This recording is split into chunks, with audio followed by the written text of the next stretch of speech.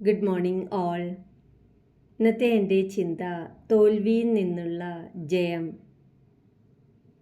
തോറ്റുകൊണ്ടാണ് തുടങ്ങേണ്ടത്. കാരണം തോൽവി ഒരു അവസാനമല്ല, അത് പരീക്ഷണമാണ്.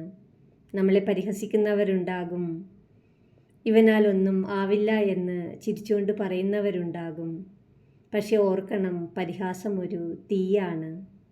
അതിൽ കത്തുന്നവർ ചാമ്പലാകും, അതിൽ കരുത്താർജിക്കുന്നവർ പൊന്നാകും.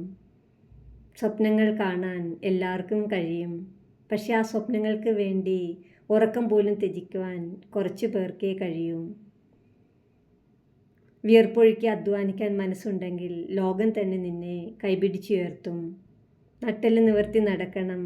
നിന്നെ തളർത്താൻ ശ്രമിച്ചവരുടെ മുന്നിൽ തന്നെ ജയിക്കണം. ഒരിക്കൽ അവർ ചോദിക്കും, നീ എങ്ങനെയാണ് ഉയർന്നത്? അപ്പോൾ നീ ചിരിക്കണം, കാരണം നിന്റെ വിജയം അവരുടെ സംശയങ്ങൾക്കുള്ള മറുപടിയാണ്.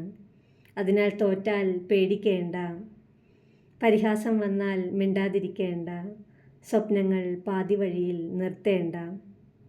നിന്റെ ജീവിതം ഒരു മാസ് സ്റ്റോറി ആക്കൂ. അവസാനം കൈയടിക്കുന്നത് ലോകമാകട്ടെ. Thank you.